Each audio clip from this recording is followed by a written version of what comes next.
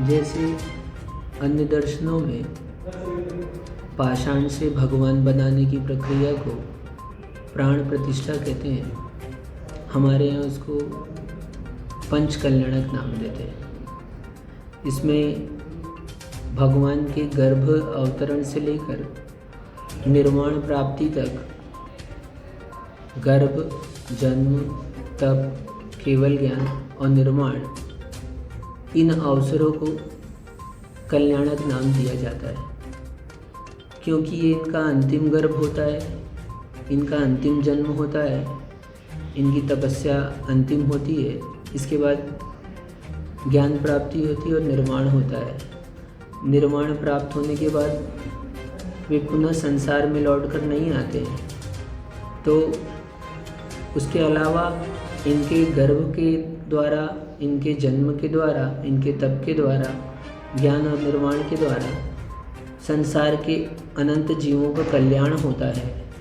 इसलिए हम इसको गर्भ से लेकर निर्वाण तक पंच कल्याणक नाम देते हैं। ये वास्तव में पाषाण से भगवान बनाने की प्राण प्रतिष्ठा की विधि है, जो शास्त्रोक्त मंत्रोच्चारण के द्वारा योग्य प्रतिष्ठाचार्य के सानिध्य में और मुनिराज की उपस्थिति में की जाती है। धर्म को लेकर जो असहनशीलता की बात कर रहे हैं, ये वास्तव में भौतिकवाद का यानी कि प्रचार कहें या भौतिकवाद के कारण से ऐसे लोगों के मन में अंतरंग में ऐसी भावनाएं आई हैं। ये वास्तव में देश का विकास कहें, समाज का विकास कहें या व्यक्ति का विकास कहें, तो ये धर्म के माध्यम से होता है, क्योंकि धर्म से किसी की भी अवनति नहीं होती है और धर्म में कुछ भी अनैतिकता नहीं होती है। धर्म में तो नैतिकता ही होती है। वास्तव में अहिंसा ही परम धर्म है। यजुर्वेद आदि अन्य वेदों में भी और अन्य दर्शन भी अहिंसा को प्रधानता देते हैं, प्रमुखता देते हैं। हमारे यहाँ अहिंसा परमो धर्म कहा जाता है। वास्तव में आरंभ और परिग्रह, इससे निर्वृत्त होना, वही धर्म है। आज गर्भ कल्याण का दिन है, तो गर्भपात की जो संख्या बढ़ रही है देश में, उसके बारे में एक संक्षिप्त में कुछ। हाँ, गर्भपात तो महापाप है। आज नहीं, पूर्व प्राचीन काल से भी ये कहा जाता है।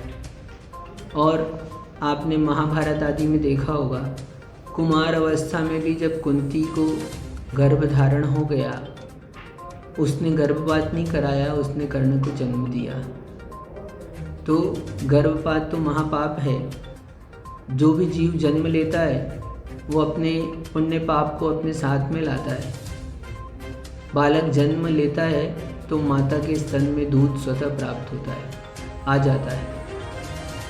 तो हर किसी का भाग्य होता है। गर्भपात कराने से पंचेंद्रिय जीव के एक मनुष्य के घात का दोष होता है। एक मनुष्य की हत्या करने पर भारतीय संविधान में जब जो भी दंड दिया जाता है, तो उस अपेक्षा से वो मनुष्य की हत्या तो जिस कारण से भी की गई हो, एक निरीह प्राणी गर्भस्थ जो कि सबके संरक्षण का अधिकार रखता है, उस संरक्षण का अधिकार रखने वाले जीव की हत्या, इससे बड़ा पाप और कोई नहीं है। संतान को जन्म दो, उसकी व्यवस्था हमारे देश में ऐसी कभी कमी नहीं आई है कि उसकी व्यवस्था ना बने। आप जन्म देंगे, उसकी व्यवस्था बनेगी।